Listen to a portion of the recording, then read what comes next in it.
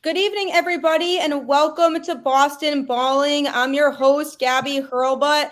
NBA playoffs, we are in the thick of it now. It's super exciting. A lot of good matchups going on here. Definitely a lot of things to talk about. It's really a great time of the year right now. Really awesome to be a basketball fan at this time of the year. Definitely a lot of good teams right now in the playoffs. A lot of things that are unpredictable. It's going to be hard to say who's going to end up on top at the end of it all when it's said and done. So definitely a lot to talk about. Hope everyone's off to a great start to their week. It's Tuesday, so hope everyone is, enjoying themselves, having a good week. I appreciate everyone listening to the show, tuning in as always. I am really excited to introduce my guest that I have with me tonight. Been doing Celtics content for a while, radio play-by-play, voice of the Boston Celtics, however you guys know him as. Sean Grande, how are you doing tonight? I'm doing great. I like that you call it content. That's very generational. I have to remember that from now on. I've been providing content. I haven't been doing games on TV and radio or play by play. I've been providing content for Yeah, that's kind of the yeah new terminology yeah now. it is. But yeah, I appreciate you joining me on my show. I know everyone is definitely really looking forward to having you here talk a little bit of Celtics with me. Before we kind of dive into all that though, could you just give everybody kind of a little bit of a sense of your journey, how you really got involved in the industry? I couldn't hit a curveball. That's basically that was the start of the play. The start of the play by play career happened like most 5 year olds with a tape recorder and calling games off TV. But it really begins when you're. I had great plans, Gabby, to play second base for the Mets. That was my career. Career day was. What are you going to do? I'm going to be a fireman. I'm going to play second base for the Mets. And then when it became apparent that kids who grow up in Greenwich Village in Manhattan tend not to have great athletic opportunities, and our knees tend to be pretty much scraped up and done by the time we're 8. So that was pretty much the end of that. And it was all I really ever wanted to do. And I've been lucky enough to never pretty much have to have a real job. And I went to school in Boston to BU to pursue it, and took every opportunity I could take, which is what I always tell kids just starting out. Always say yes to every opportunity, and knock on wood. Through a few years of radio here, there were always games to do, and I got a call in 1998, I think, that changed my life to go to TV in Minnesota, and I've been in the NBA ever since. Yeah, it's always interesting hearing about where people get that first job, because sometimes it's those places that nobody really ideally wants to go or you'd expect yourself to end up. But like you said, you can't really say no to those types of opportunities because that's what's going to help you develop your career. Well, I'll give you an example. In speaking to this is what you have. In speaking to large groups, there are play-by-play camps now. Like, they didn't have that stuff when I was a kid, but now you can go speak at a play-by-play camp and sit there with an entire room full of kids who want to do play-by-play. And if you're here, say, in Boston doing one, you say, listen, how many of you want to be the voice of the Boston Red Sox? And almost all the hands go up. And that's where you make your point. Like, how many of those jobs are there? There are 100 major league play-by-play jobs in the entire country, let alone for each individual team, would have 2 or 3, depending on if there's TV or radio or whatever it is. So you have to be able to do a lot of different things. The art of what I do, my trade, to me, is being able to do multiple sports. Can you do all the sports on TV and radio? And when somebody says, when you're 26, this happened to me, someone said, hey, the guy we have doing Major League Soccer, doing the Revolution, is off at the World Cup. Can you do soccer? Gabby, what's the answer to that question? Yes. Yes. I had never been to a soccer game, in my life, but the answer is yes. So you go and do it. And the same as as a grown up, finger quotes, as a grown up, when they asked me if I wanted to do MMA, I decided to jump off a cliff and do it, because that's the challenge, right? It's like, it's exciting to do NBA games and to do this amazing playoff series that we're going to be in the middle of, but I've done about 2,000 of them. So I'm not, I know I can do that. It's what's the next challenge? Can you do MMA? Can you do boxing? Can you do this thing at the highest level? So always say yes, and then try not. If you're lucky enough even to get a job, don't lock yourself into that. Always try to find a way in broadcasting, in your job, and in your life to say yes. Yeah, I feel like you're only going to go so far if you look for ways to improve yourself constantly. You can't be kind of stuck doing the same thing. You have to be, you might be really happy in your situation that you're in, but there's always ways for you to continue to grow and improve. And that really goes for anything, no matter what people are doing. And being able to find those opportunities is really what's just going to help you continue to be successful no matter what you're doing. Yeah, there's no doubt about that. And listen, I cover some of the greatest athletes in the world, and they don't get to the NBA and stop practicing or stop warming up or stop trying to get better because you evolve or die, particularly at the highest level of any of these jobs. Yeah, definitely. But it must be so rewarding to be able to just cover what you love and do what you love for a living, really. It is, and it's whatever it is you do, you can easily fall into the routine of it's work and it's a job and I have to go there. I have a thing that I do that I've always done at games, which is I try to find a moment before a game, before you're on the air, whatever, to try and find some 10-year-old kid in the stands with wide eyes, thrilled to be there, looking up, and then remember for a minute that that was me and that this is what you wanted to do when you were 10 years old and you're lucky enough to do it. And that'll sort of shake you out of, people have bad days. Players have bad days. Broadcasters have bad days. Referees have bad days. But you got to put all that away and do and remember you're lucky to be where you are and to deliver whatever it is you do that night. Yeah, wake up the next day and be like, it's a new day now, and I can, even though I had a bad day yesterday, today can be a better day than it was, and not really dwelling on days like that. Yeah, I think that's a truism in pretty much every phase of life, every phase of work. And it certainly better be true in sports. If you're the Brooklyn Nets, you better forget about, Sunday afternoon, right? And, you had this unbelievable chance to win a game and steal home court advantage, and you better forget it because you're starting fresh for game two. Yeah, exactly. And that's the whole thing about, the NBA playoffs that makes it so fun. It's, there's so many games that you can really have a chance to bounce back after a loss. It's not like a one and done type of situation like football, And so if you're the Brooklyn Nets in this situation, it's like, okay, game one is behind us. Now we have to move on and really try to focus on winning game two, and put ourselves in a better situation to succeed. And that's just how it is. And like you said, it's a good comparison to what we were talking about in general with life, and just being able to bounce back from those situations. Speaking of that game, though, that was an awesome game. Definitely a really fun game to watch. Really physical. Definitely super competitive. From both teams. I mean, that Jason Tatum shot I was watching on replay over and over and over again after that game because that's never going to get old, I don't think. But, overall, a very, very good game. What were kind of your thoughts in general on how the Celtics looked coming out in their first game of the playoffs? Well, I thought there were some good things. I thought before the series, if the Celtics had Rob Williams, as good as Brooklyn is, and they're one of the best probably the best 7 seed in NBA history, obviously a team that can compete for a championship the way they're constructed with their two iconic elite offensive players. Obviously not having Ben Simmons matters. Even if they get him later in the series, it's not going to be the real Ben Simmons, you wouldn't think, after a year away. But not having Rob Williams really changes the dynamic. And the Celtics were a 500 team this year with just one starter out of the lineup at any point. So, right there, it was a little bit concerning. The other number that concerned you, the Celtics were so dominant in so many ways in the second half of the year, defensively all year. Second half of the year, they were the best offensive team. All the metrics screamed that the Celtics could make a long run and are at the elite level in the league, except one. They could not and did not win close games all year. They were 5-16 in close games. And so you knew for the Nets to win this series, they were going to have to win a couple of games that were close, that came down to the end. That's how they were going to, shift the balance of not having the great depth. And they had the two guys to do it. And what struck me about game one was that really felt like the Nets' opportunity to get one on the road. I mean, it was sort of set up for, either Kyrie or Durant, in this case, Kyrie going absolutely crazy and putting themselves in a position to steal one on the road. And almost everything that they could want to have happen happened until the final 30 seconds.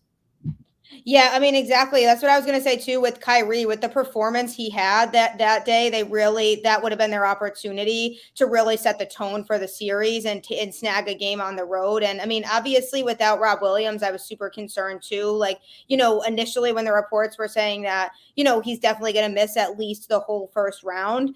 Then it's like, okay, they need to try to make do without him, see if they can get by without him. It's really the kind of attitude that I had about it, because obviously he makes the Celtics better. And depending on what the matchups were, I was like, I don't know if they can even get past the first round without Rob Williams, depending on who they play. But, Kyrie looked great. I thought the Celtics did a really good job of containing KD the whole game. I think that was definitely something that stood out to me. But even, the fourth quarter, things started to get a little sloppy in terms of the Celtics not making shots. And that was kind of falling back into what you were talking about before of not being able to win close games.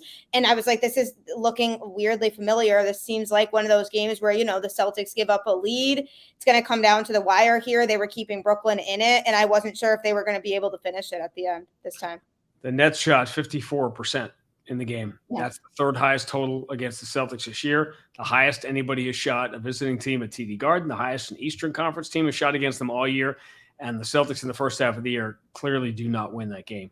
And that was the difference. And in the final 45 seconds, not only do you have an elite defensive performance against one of the great players offensively in NBA history who tried to do it all himself, you had a play that wouldn't have been made in the first half of the year, which all five guys touched the ball. The ball was moving. Players are moving without the ball. And as a result of playing the perfect final 30 seconds, the Celtics stole a game that they absolutely would have lost 3 months ago. Yeah, that's so true. If you look back at this team from 3 months ago, that game probably wouldn't have even been close at the end after that fourth quarter was going. And so it just kind of shows, the improvement that this team has made over the last few months of the season, and really how fun they were to watch over the last few months, and how everybody was getting involved and contributing. And it was great to see that Celtics basketball. I mean, game 2, it could be a lot different. I really don't see the Nets shooting as well as they did in game 1, though. They better not, or it could be a short series for the Celtics. They are not constructed to give up 54% shooting.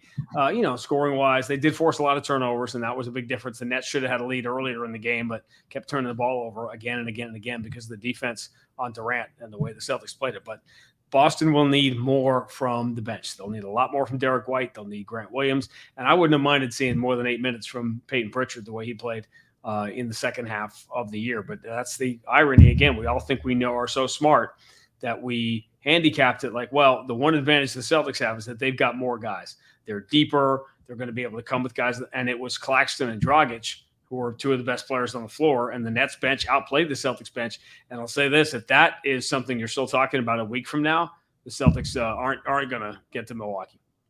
Yeah.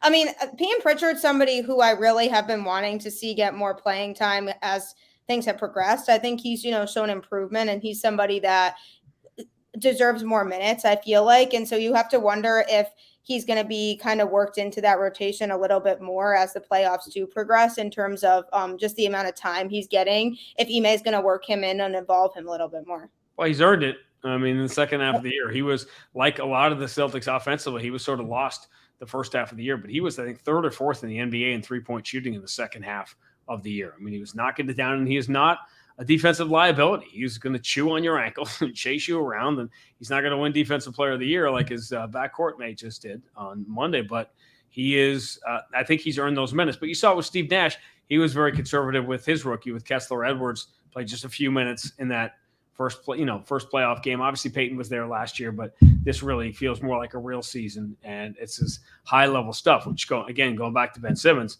it's just really unfair if the Nets, and Steve Nash clearly knows this, but it's unfair of Nets fans to think that Ben Simmons could just walk into the series after a year away and, go at 100 miles an hour like everybody else is. It's just the expectations are going to be too high for him.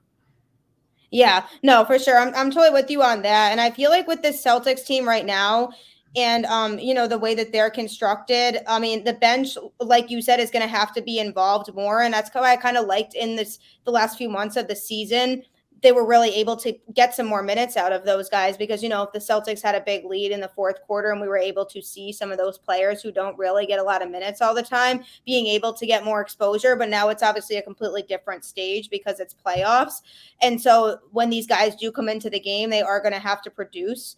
And that's the whole thing that I'm kind of looking at here too, as well as, you can rely on your starters for the majority of the game. But then when you're subbing people in like this, you can't really get by with this a little bit of a lack of production from them when it comes to going deeper and deeper into the playoffs. And I do actually think that will come. I think that they will be more, productive as we kind of progress in these games and they kind of get more minutes. But that's definitely one of the biggest things that I'm looking at. Obviously, the defense is awesome. I mean, the Celtics have one of the best defenses in the NBA, but I think that's one of their strengths. But I think going forward with the rest of this series, some of these guys are going to have to do a little bit of what I saw from Grant Williams this season. He's somebody who I always kind of believed in. I said, I think this kid really, as long as he's given a chance, can develop into somebody who can be an important, player on this team. And I think that he's starting to really show that he deserves more minutes as well. And so Grant is definitely somebody to me who I'm looking at as who has a really good chance of being able to contribute and do a lot in this postseason. Well, he's one of the reasons the Celtics were the best defensive team in the league all year because they are good to very good to elite defensively at almost every spot on the floor in virtually every lineup. And Grant is so super smart. He's got every scouting report memorized. He's never going to be a liability that way because he knows exactly where to be. And this year he decided he was going to become, he's going to work on his shooting. And he had a chance a couple of times to take the lead in the NBA in three-point shooting. He tailed off a little bit at the end. Peyton Pritchard actually caught him for the team lead on the final day of the season. But, Grant is not a liability, and he may have certainly caught. You got to have those guys that you just trust in important situations, and that's why Grant Williams and Daniel Tice, which was an unbelievable pickup by Brad Stevens, almost foreshadowing the Rob Williams injury. Ime has a lot of guys he can trust. Yeah, I mean, Daniel Tice coming back here, it just seems like such a good move by Brad. And at the time when he did come, I was excited about it. And I think people were like, oh, yeah, I mean, Daniel Tice is familiar with Boston. This could be good. But I don't think anybody realized actually how important he was going to end up being. And obviously, nobody could have predicted the Rob Williams injury. But even more so, even before that, he was, a pretty important factor. But even obviously now after that, his role is becoming so much more important. And that's why it's looking like, wow, props to Brad Stevens for bringing somebody like that here. You know what I mean? And also, it took Dennis Schroeder out of the mix, and Dennis Schroeder had some really good games. He was a good Celtic. Josh Richardson was too, but it clogged up the rotation, and it was guys who were playing a certain way. Particularly Schroeder has a very deliberate style of playing, which works for him, but it wasn't the way you needed. Somebody who was going to complement Jason and Jalen and make them better and play the way they needed to play. And that's why Derek White was the perfect fit there. And obviously, it's ironic he's getting so much attention, finally becoming Defensive Player of the Year. But Marcus Smart, the offensive player, Marcus Smart, the point guard, is critical in what the Celtics were the best offensive team in the league in the second half of the year. And yet no one still ever talks about how good a point guard offensively Marcus is, not just in general, but specifically for this team.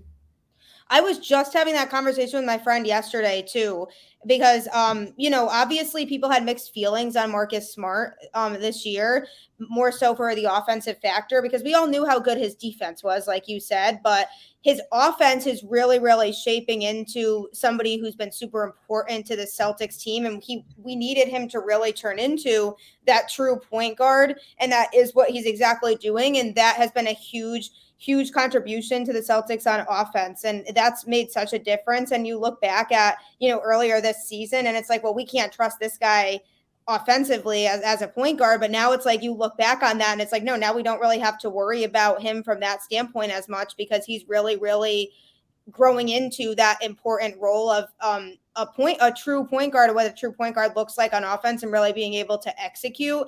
And I'm with you in the sense that that's totally not talked about enough. And it's a little bit underrated, really, how much he's contributed offensively in primarily the second half of the season.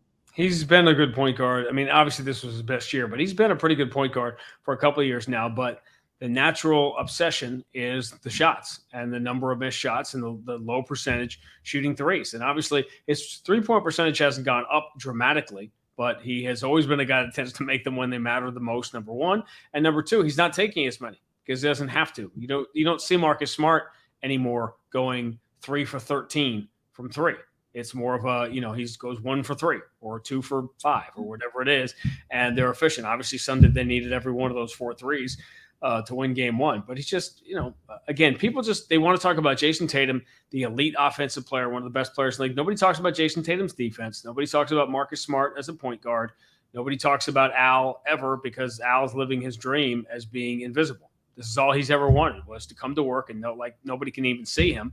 Doesn't have to do press conferences, doesn't have to do interviews. Just going to go out, gives you 20 and 10 at his age, 20 and 15 in game one, plays immaculate defense, and everyone just wants to talk about Jalen and Jason and the guy feuding with the fans on the other side. I love Al though. I love the fact that he came back here too. I just think he's somebody who, with his experience and being the veteran that he is somebody who just has made a difference in the locker room, even not only on the court. But yeah, I mean, he kind of just floats in the background, just comes in, does his thing, and he's totally fine with people not really centering a lot of their attention on him. But he does what he needs to do to contribute to this team, and that's what I really like about the guy. And I was happy when he was brought back here as well. He loved it here. He did. Yeah. He left because there was going to be a much bigger offer on the table financially than the Celtics were willing or able to provide, and he begrudgingly took it. And he ended up last year not only in OKC, but they sent him home because he was helping them win games, which is not what they wanted.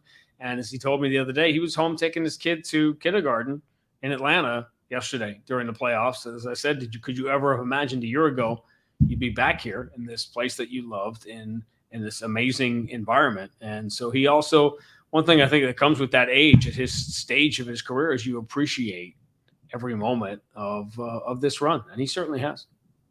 Yeah, no, that's definitely so true. And there's it's just such a special atmosphere playing in Boston. And that's something that he recognized and he knew. And just being back here where he, really enjoys playing here and just feels that atmosphere and can really feed off of that. I think this is really exactly where he wants to be. So for him, you can even just tell when he's out on that court that he really wants to be here and he's happy playing in Boston. And I think he knows what this team has going, and he knows that there is something special about the Celtics right now, and he just loves being a part of it and just kind of along for the ride. It seems he came here for that reason. He came here after the Hawks eliminated the Celtics in Boston in 2016, and the chant of the crowd was "Let's go Celtics" for the team that had just been eliminated because they appreciated the season and the effort, all the above. And it was Al and his dad that were like, "This is where you should be."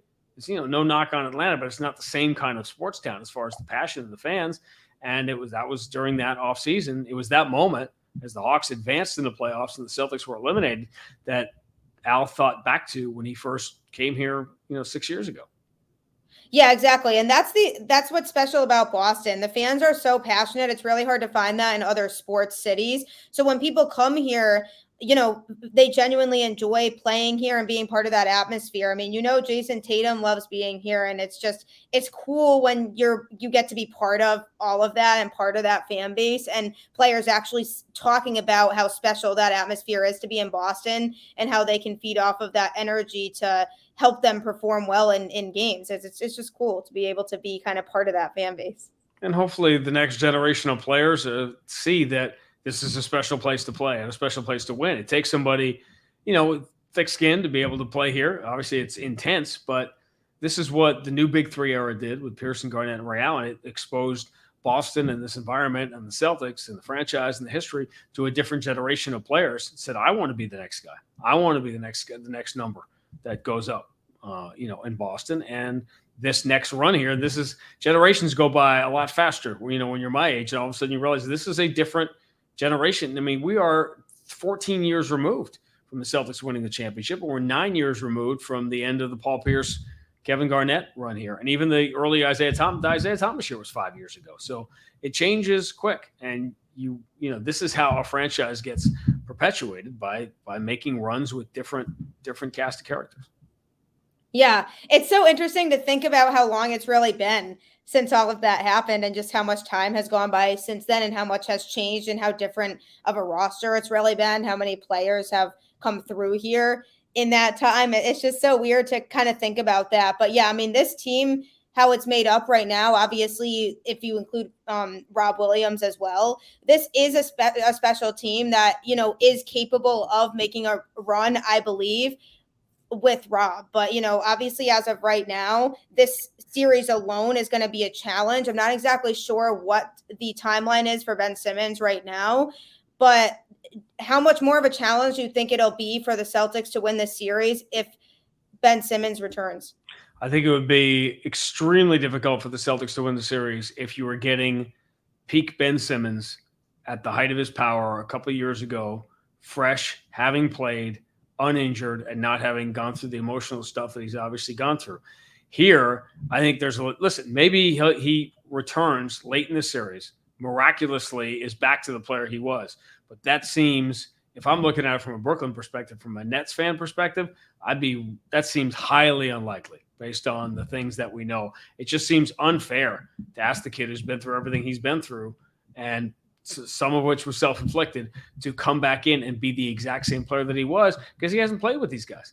And they're the 7 seed, and that's why I think the series is significant with Kyrie's legacy, because Brooklyn is the 7 seed having to play Boston in the first round.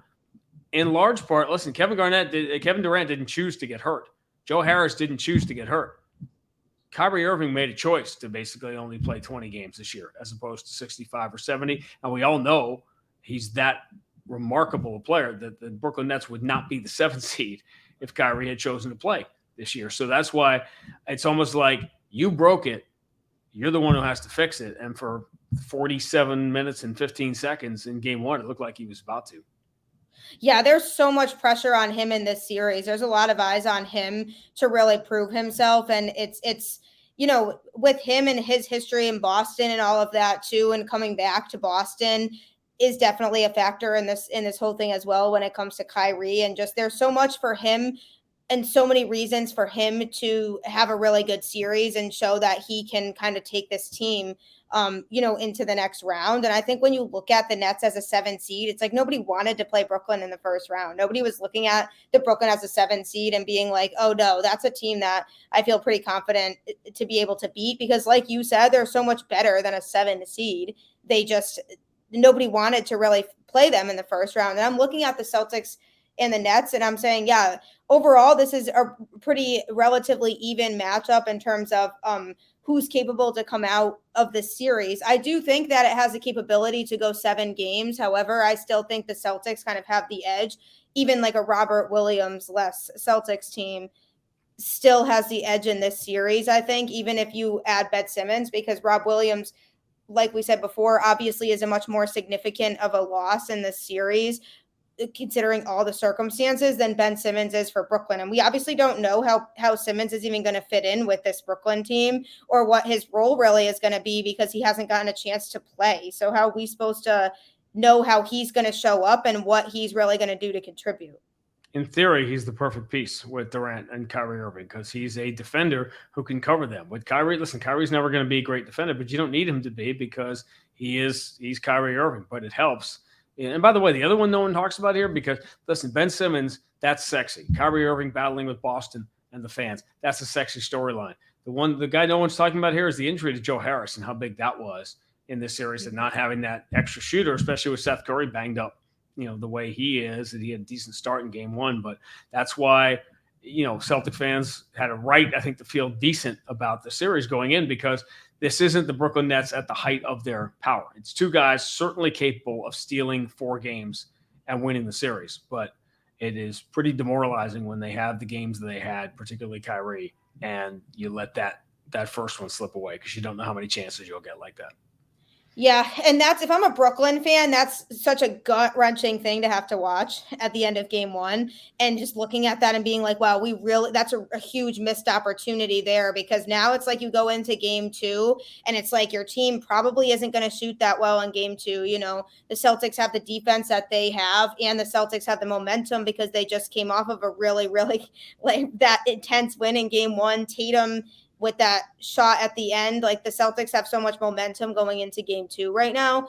And it's like, if I'm a Brooklyn fan, like I'm a little nervous about that in terms of, how confident do I really feel now? Before the series started, I was asking around to Celtics and Nets fans, who do you think wins the series? How many games does it go? A lot of Nets fans were saying Nets win in 7. Celtics fans were saying about Celtics in 6, maybe Celtics in 7.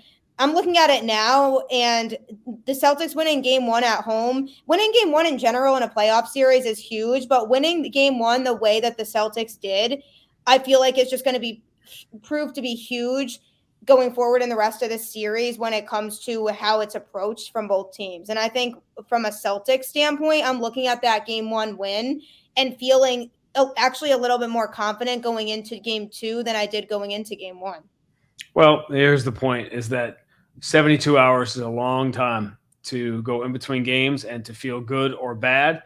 And it's going to be another 72 hours based on what happens on Wednesday night. If the Nets win by 1 on Wednesday night, it's going to be another 3 days of the Nets pulled it together in time, and now they've got home court, and they're going to start their run towards a championship. And they're going to get Ben Simmons back, and that's a long time to have conversations like this leading up to game 3, which could turn the whole thing again. But game 1 is very important, but game 1 in a 7-game series is game 1 in a 7-game series, and it's a minuscule part. It's going to get, these first 2 games are going to be amplified because the series is so stretched out.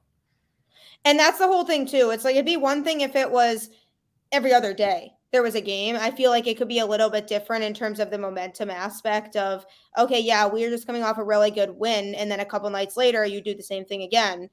But now it's like, this is a good amount of time in between games that it's both teams can kind of reflect on that game, figure out what they might need to do to adjust some things for game 2, and the Nets could come out with a completely different approach and look completely different in game 2. And that's what kind of makes it really fun, but it's also stressful in between that time of wondering, okay, how are they going to look when they come out in game 2? There's no guarantee the Celtics are going to look the same way they did, and vice versa with Brooklyn. So you have to really wonder, being able to snag that game at home is definitely good, because you don't want to lose game 1 of a playoff series at home. That's tough, but anything can really happen the rest of the series. And when you're playing Brooklyn, and obviously when you have guys named Kevin Durant and Kyrie Irving on that team, you do need to be playing your best basketball. And I think the Celtics know that, and they were, but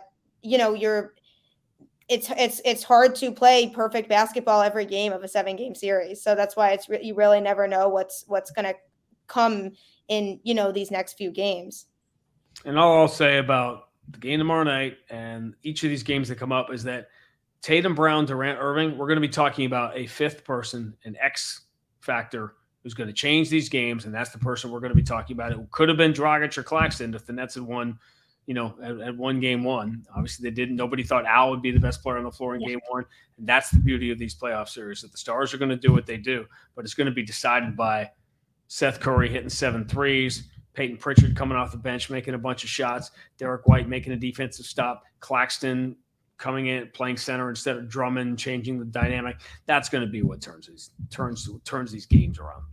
Yeah, Celtics definitely don't win that game without Horford, and people definitely were talking about that because nobody expected it, him to be that guy, but that he was so key in that game. And it's, like you said, you obviously know Tatum and Brown are going to come out and perform, and that's just common, but it's everybody else who from everybody else is going to be that guy that people look at after the game, like, oh, the Celtics don't win without Grant Williams, or the Celtics don't win without Derek White, or whoever it may be in that game. That is that difference maker. And that's why it's going to be fun to see each game. It might be different, but I still do think, obviously I am a Celtics fan, so that's you hope that they win the series, but I do think that they have the capability to win the series. And I think ultimately that, they do. And then we hope that Rob can come back and hopefully contribute, because obviously the Eastern Conference is tough, and this is going to be a grind to get through the Eastern Conference in general if they do get past Brooklyn, because there's a lot of good teams in the East right now. It's a really, really competitive conference. So who else in the East are you concerned about going forward if the Celtics get past this series and potentially would have to play going forward? Well, I think the irony is, if the Celtics are fortunate enough to get by the Nets, and get to Milwaukee in round two, that it was the Bucks, the way the Bucks and Celtics played the final day of the season differently. Wouldn't it be ironic if 3.5 weeks from now we're talking about a Milwaukee-Boston series coming down to a seventh and deciding game, and that game is in Boston instead of in Milwaukee because the Bucks messed around with the last day? That would be so ironic. That really would be so ironic. But that would be an incredible series, though. That would be such a good series. I mean, I would be really excited for something like that. I mean, honestly, when it comes to the Bucks, though, I was a little bit surprised at how close that game was with the Bulls. I actually thought that the Bucks were going to kind of dominate that game, but I think the Bulls, they're a good team this year, and I think they're going to keep that series competitive. I still think that Milwaukee wins that series, but I think that the Bulls keep it closer than people might think that they will. I think the games might be close. I'm not sure the series will be in terms of games. I think Milwaukee is still the best team. They're still the team to beat. That's the beauty. We've been waiting for Eastern Conference playoffs like these for a quarter century, where there's 5 teams that have a legitimate chance not only to get to the finals, but win it when they get there, which is why you have a series like this in the first round with Boston and Brooklyn, and why the path is good. This is the toughest path an Eastern Conference team will have to get to the finals in decades. Yeah, and that's the whole thing, too. You look at all these teams and how close, even at the end of the regular season, how much it came down to the wire with seedings and how close these teams really were to each other at the end of the season and how much of a grind it was knowing who was going to be what seeding going into the playoffs. That was all really stressful in itself, but that just really showed, how competitive the Eastern Conference really is. And the past few years, it really has always been, the Western Conference is better. This is the dominant conference. There's a lot better teams in the West. The East is, good, but not as good. Now we are looking at it as there's a lot of competitive teams in the East that are pretty balanced in terms of how much talent is on these teams. And you're looking at all these teams that are here in the Eastern Conference right now. And you can look at a lot of these teams and be like, yeah, this team has the capability to go all the way. So does this team, and so does this team. And so if the Celtics are going to get to the finals, they're really, really going to have to earn it. There's going to be some tough matchups, going to be some tough teams to go through. And if they do come out of the Eastern Conference and go to the finals, then we can look back on all this and say, wow, they really, really, really grinded it out and earned their way to the finals this year, because this Eastern Conference is so tough. And this is what basketball fans really love watching. And that's why there's going to be a lot of close games and tough series that they're going to have to go through if they want to get all the way. But I do think, the Celtics, obviously, just as much as anybody else, have a chance to get there. And I think we're always talking about how in the past, the Celtics were young. They had young players, which they do. They still do. But, Tatum and Brown have the playoff exposure now. They have these veterans on the team who have been in Boston before, are used to this atmosphere as well. I think it's a pretty good balanced team now. And, the bench is showing some promise too. So I think all of that being taken into consideration, I think they have a really good shot. It's just a tough conference. There's just so obviously health is a huge thing too. Who's going to stay healthy throughout the whole, postseason, but also just, it's just, there's a ton of tough teams. So this is one of those years where you really, really want the Celtics to do it, but it's also like, wow, of course, this is such a tough year in the Eastern Conference that you never really know. Any of these teams can come out and really go all the way. And it would be pretty crazy. Obviously, I don't want Brooklyn to win, but it'd be pretty crazy to see Brooklyn as a 7 seed kind of maneuver their way through as well. Yeah, people will talk about the winner of the series as being the favorite in the East because it's going to be a monumental task to get through it. But hey, let's go play. That's the beauty of it. All these conversations like we're having are fun, but let's play the games. Yeah, no, definitely. That's the whole thing too. And I mean, even with the Western Conference is pretty fun right now, but I mean, who's your pick to come out of the Western Conference this year? I'm not listen, you see things through your own picks. I thought the Bucks and the Suns were going to rematch. I thought that opening night, so I see no reason. I see reasons to change my mind, but I'm not going to because they've come this far and it still could happen. So no reason to abandon that now. I mean, I think Phoenix has just been so phenomenal since the bubble. They've won like 80% of their games since the bubble, and that's not a fluke. They too have 2 elite all-star players. They too have Defensive Player of the Year candidate who easily could have won in Mikal Bridges. So I think people are familiar with Golden State. to watch Memphis, Minnesota have a first round series among these sort of young buck teams, but this is Phoenix conference to lose. And I think the advantage they have is that their road to the finals will be easier than whoever gets there from the East. That's the whole thing too. Yeah, the Suns were my pick as well. I think they're super good. I mean, I think obviously Chris Paul, this is his time. A lot of people are ready to see him win a ring finally. And I think, obviously Devin Booker's super fun to watch as well. Phoenix in general is just a super fun team. I was rooting for them last year too to come out of the West. I think, I just see them as above everybody else in the Western Conference. And obviously, I don't want to rule out the Warriors because they're really good, and I think that they have a genuine chance as well. But I think when it comes to Phoenix, when they lost in the finals last year, like they really are hungry this year, and you can see that. And I think whoever comes out of the East, if they have to play Phoenix, that's going to be a tough series. But I would absolutely love to see a Celtics Suns finals. I think that would be an incredible matchup. I think that'd be super fun to watch. I think, Tatum and Booker being out there would be super fun to see. And that would be, I think, somebody that to me would be a series that a lot of NBA fans would love to watch. I think that would just be so competitive. And that's what I'm pulling for right now. That's what I'm hoping for. From your lips to the basketball god's ears, right? Yeah, I mean, if I speak it into existence now, maybe it'll actually happen, and that's maybe we'll be having this conversation about that being the finals, down the road. But I just think that would be so fun to watch. That would be my ideal situation. Would be obviously the Celtics making it there, and Phoenix being who they see on the other side. And we go back to that's where the turnaround started for the Celtics. So that would be sort of a full circle thing. That New Year's Eve game, a lot of people point to that is when they really were starting to put it together. And Chris Paul didn't play in that game, but the Celtics handled him pretty good. It is, though. It really, really is, though. It seemed like just kind of they took a little bit of a 180 at that point. They gained so much more confidence. They started winning a lot of games because a lot of those frustrating losses they had earlier on in the season prior to that weren't happening anymore. They were beating good teams. They were showing, what we knew that they could do and what they could be. And that really was the turning point that everyone's looking at. So that's why it would be ironic if, we look back at the season and those are the teams playing in the finals, because everything just kind of coming full circle at that point. Yeah, I'm just looking forward to having more than one game to look back on. Yeah.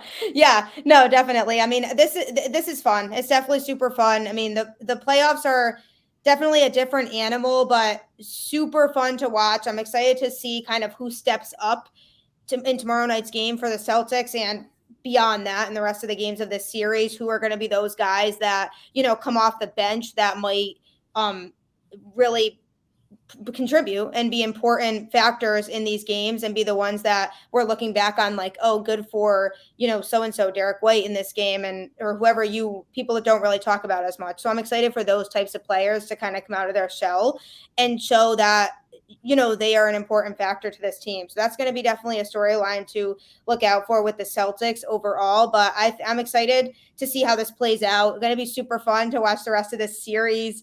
Definitely going to be on the edge of my feet. They will not fail to do that because I was literally on the edge of my seat in Sunday's game in those last 30 seconds. And I was like, oh my gosh, this is scary. And I think that's going to be the situation in every game. The Celtics never fail to do that in big games, but it's going to be fun playoffs. Going to be fun to watch some of these other games, see who else, might stack up. But overall, looking forward to, these next few games coming up here. So definitely appreciate you hopping on the show with me.